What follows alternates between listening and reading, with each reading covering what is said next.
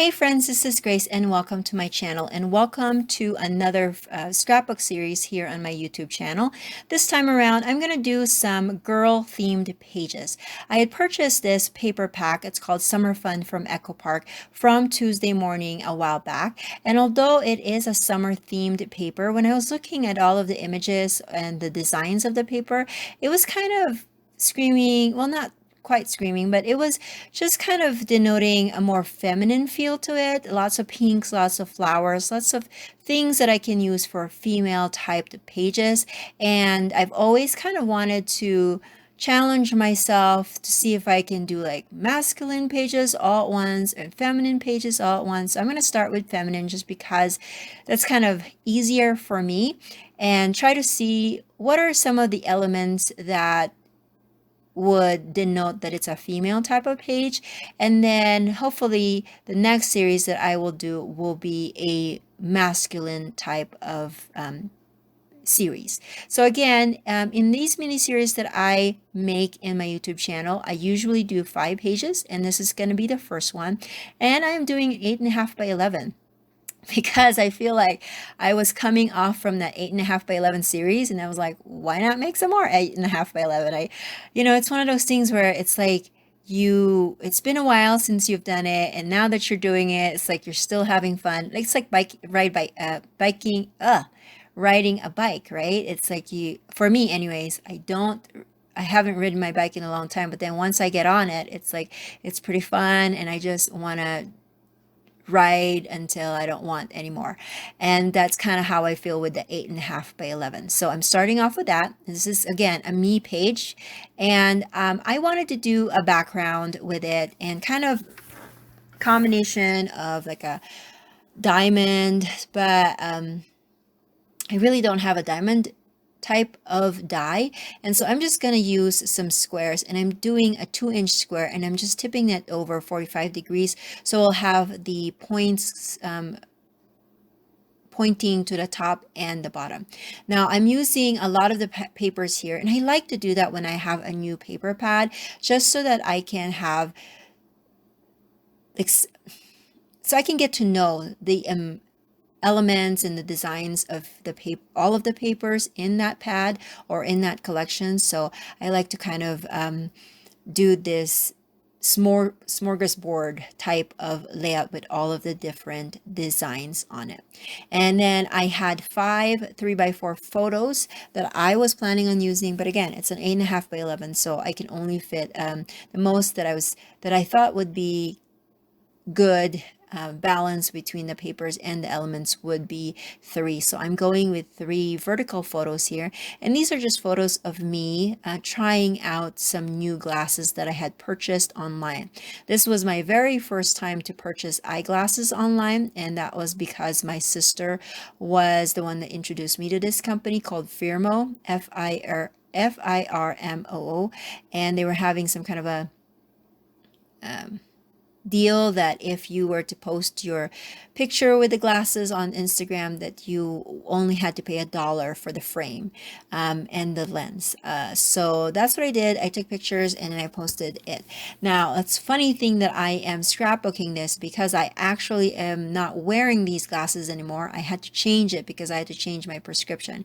That's the sucky part of being a 4-eyed person, is that you have to change your prescription every so often, because in my case, it always gets bad. It doesn't ever get better. So I had to start, I have to I think is the right word. I had to raise my prescription just a little bit. Thank goodness, not a whole lot.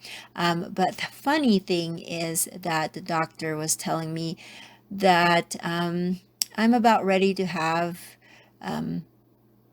bifocals, which in my mind, I feel like I'm still too young for bifocals. Why are you trying to introduce me? Why are you introducing that to me? Like I don't know, I just felt like she shouldn't even be talking to a 40-year-old person about bifocals. But apparently I am in that stage in my life now, which is really interesting because sometimes I still can't believe that I'm in this stage of my life. Anyways, so I refuse to go with the bifocals. And so now I would just take off my glasses when I need to read a book, which is fine by me. I'd rather do that for as long as I can until I really do need some bifocals. So going back to the layout, I decided to add some scallop border on the top and the bottom of my photos. I feel like a cardstock or something solid needs to be in between all those pattern and my photos, just so that all of the different layers could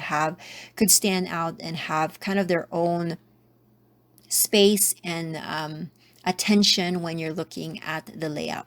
And also I've decided to distress the edges of these papers, also again to make them to give them distinction against the background piece. Now the background is just kind of a gray wood grain, so it's not too busy, but I still wanted that. And even with that distressing, I felt like it needed a little bit more to emphasize the shape.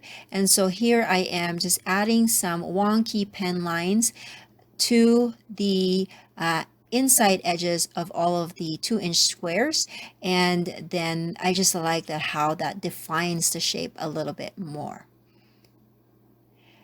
And as you notice, I was using my scissor to distress the edges. Now I know that's not the smart thing to do because I can actually cut myself or my fingers for that, but I was rummaging through my little drawer next to my table to look for my Heidi Swapp distresser, and I could not find it. So it makes me really sad. I don't know where it is. I have been known to like throw things in the accidentally throw things in the trash when it wasn't meant to be in the trash. So I am just hoping that I will eventually find it somewhere on my table or in my scrap area, because it will be really sad if I can't find that distresser, because I really liked that little piece of tool. Now I decided that I wanted to trim these photos just a tad so that I can maintain that pink border all around my page. I did frame this with some cardstock base just to make them, I don't know, I just feel like if it was a pattern paper, it needed a little bit something in the background still. So I am just going to add my photos here. I'm starting from the edges just to make sure that they are aligned, and trying to make sure I am using this grid ruler that I got at Amazon. There was one time that I was watching, who was it? I think it was Allison Davis, and she likes to use these grid rulers, and I think also Club Scraps do it too. And I thought that that was actually something that I wanted to try, just because I like that they're square. So you don't have to use like 2 rulers or a T-square just to know that all of the corners or all of the edges of something is straight. You can just kind of base it off of those squares. Now, I still like my T-square just because I can butt up the end of the T on the edge of my paper, and I know that it's straight, but I like this grid one as well. Now I am using this clear acetate selfie word. I thought that was appropriate for the pictures that I have, and then I'm just going to finish off the title with the word time, which I am spelling with this Mini Market October Afternoon stickers. I haven't used these stickers in a long time, and so I'm glad that I pulled that out. Also, I wanted to let you know that some of these products that I am using here will actually be kind of spread into all of the other layouts that I am planning on using for this particular series, because I do create these series kind of in one shot. And so because I already have the products out here, that I might as well just use them for the rest of the layout. So in this particular layout, I'm focusing on kind of the quintessential female element that we always see in female-based pages, which is the flowers. And so that's kind of my, not really what I'm solely using, but I'm featuring them. And I'm featuring this cut apart paper from that summer fun line, and I just hand cut some of the flowers. I'm finishing off the last flower set that I had pulled out.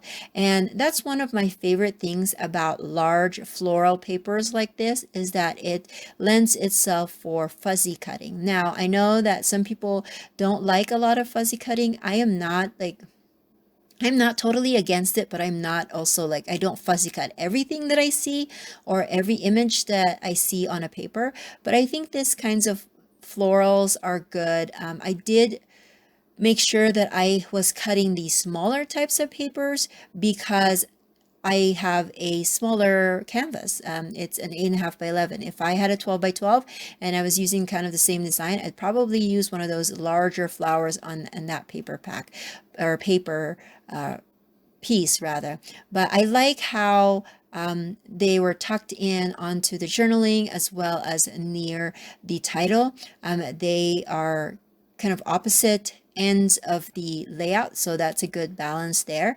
And then they actually also add some embellishments. Now, I just decided to add a little bit of adhesive to like mostly the centers of it, so that I can kind of curl those leaves a little bit and add some design. Now I know that if you were to put the layout on a sheet protector, all of that will be squished anyways, but if you are looking for a little bit of dimension to your page, you can always do that with paper flowers, especially with leaves. You can kind of curl that so it has a little bit of shape to it and not just a flat piece. So I decided to add a little bit more flower because there are 3 flowers on the bottom, so I felt like it needed another flower on the top, and I'm going to add this little piece here.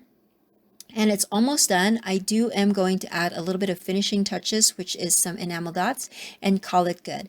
Again, thank you so much for watching. If you like this video, or if you're interested in seeing all of the other items in the series, make sure to subscribe and also to hit that bell button so that YouTube will notify you of my next layout. And also, if you have any questions, make sure to leave that in the comment section below. One more thing that I forgot that I added on this page were these stickers. I have the glasses that I thought, when am I going to use a glasses type of sticker than this kind of layout? So I added it there, and there was also an eye, and so I added that as well. And then I'm going to add some hello selfie label stickers on the bottom, and then also my enamel dots, and oh, I guess some hearts too. Oh, and I think I'm going to add, yeah, I'm going to add a few more stickers. It's like a happy icon or emoji, something like that. But anyways, again, if you have any questions, make sure to leave in that comment section below. Consider subscribing, and I will catch you guys in another video. I encourage you guys, if you are so inclined, to join me as well and pull out all of those female type of pictures or documentations that you want to do, and follow me along and create some female themed pages. And I will catch you guys in the next video. Bye.